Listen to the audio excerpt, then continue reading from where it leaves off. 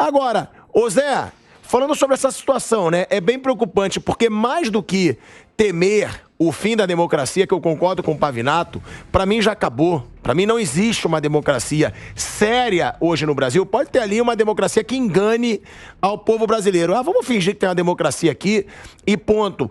Mas a minha maior preocupação, mais do que não ter uma democracia no Brasil, é a gente viver uma situação de não acreditar na justiça. Porque muitas vezes a gente podia pensar, pô, não tem uma democracia, mas a justiça não vai deixar isso acontecer. A justiça vai fazer justiça. Mas hoje parece que a justiça faz mais injustiça do que justiça, Zé. Muito obrigado por estar aqui com a gente. Muito obrigado, a satisfação é minha. É uma honra estar participando aqui com vocês. Eu tenho para mim que o que o Pavinato falou aí é uma realidade que está se estabelecendo de forma muito forte e se mostrando à luz do dia mesmo que nós temos uma realidade que é uma que poderia ser, né? Nós temos uma democracia que é e uma que poderia ser. Essa democracia que é, ela se mostra bem dúbia, porque ela, aliás, a que é a que não dá garantia, não dá segurança jurídica, não há respeito às leis e não existe democracia sem respeito às leis. Agora, aquela que deveria ser, ela existe para uma certa ala. E eu vi quando a doutora falou sobre essa questão da polarização, essa sempre vai existir e eu acho que é até salutar que exista, porque são visões de mundos diferentes. Agora, o que não pode é quem está arbitrando o jogo jogar junto e jogar a favor de um time só. Eu já disputei pelada, e quem já jogou aqui sabe, às vezes a gente queria ser chique e colocava um juiz. Daí a pouco faltava alguém ia embora, coloca o juiz junto. Aí pronto, danava tudo, porque ele com apito na boca. Então hoje nós estamos tendo essa dificuldade por causa disso, porque a lei serve para uns, para outros não, ela dá segurança para uns, para outros não. Então os processos passaram a ter capa, os processos passaram a ter, vamos dizer assim, personalidade. Então eu não gosto da personalidade daquele processo lá, então vamos condená-lo. Então esse que é o grande debate posto.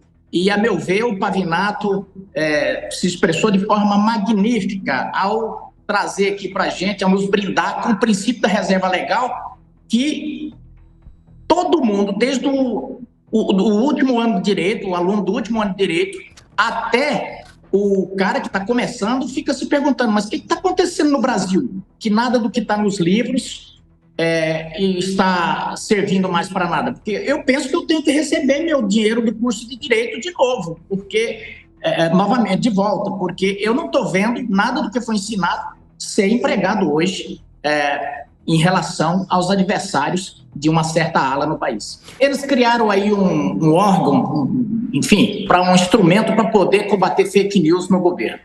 Eu entrei com a representação contra o Lula nesse local, eu entrei também no Ministério Público em relação a essa história de golpe, porque se não pode haver ataques às instituições, se as instituições passaram a ser essa vaca sagrada de que não pode sofrer críticas, então como é que você diz que um processo julgado pela Câmara e pelo Senado, acompanhado e dirigido pelo presidente do Supremo Tribunal Federal na sua fase final, foi um golpe? Então, foi um ataque direto às três instituições, muito piores do que o 8 de janeiro. Então, eu fiz essa representação. A resposta que eu recebi lá no meu gabinete foi o seguinte, que isso aí é mais ou menos o seguinte, trocando em meu dó, isso aí sai na urina, porque ele, quando disse isso, também sofreu críticas e o próprio sistema se encarregou de fazer o contraponto e tudo bem, está tudo certo. Então, é mais ou menos o seguinte, olha, isso aí foi um erro de avaliação dele e nós não vamos mexer com isso. Agora, uma coisa em relação à questão, eu acho que o nosso processo eleitoral começa muito mal quando a gente já começa a chamar de justiça eleitoral. No momento que a gente dá um serviço, dá o nome de justiça eleitoral, há um serviço administrativo, e é administrativo, a justiça eleitoral aspas aqui, ela é colocada para administrar o processo eleitoral.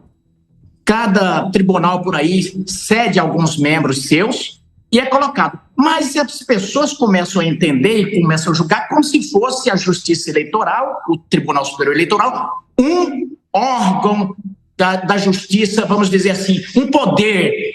E aí o que ocorre? Eles passaram realmente a acreditar nisso. E aí, você, a ponto de não se poder falar certas palavras. Prestem bem atenção, veja só, vamos prestar atenção numa coisa.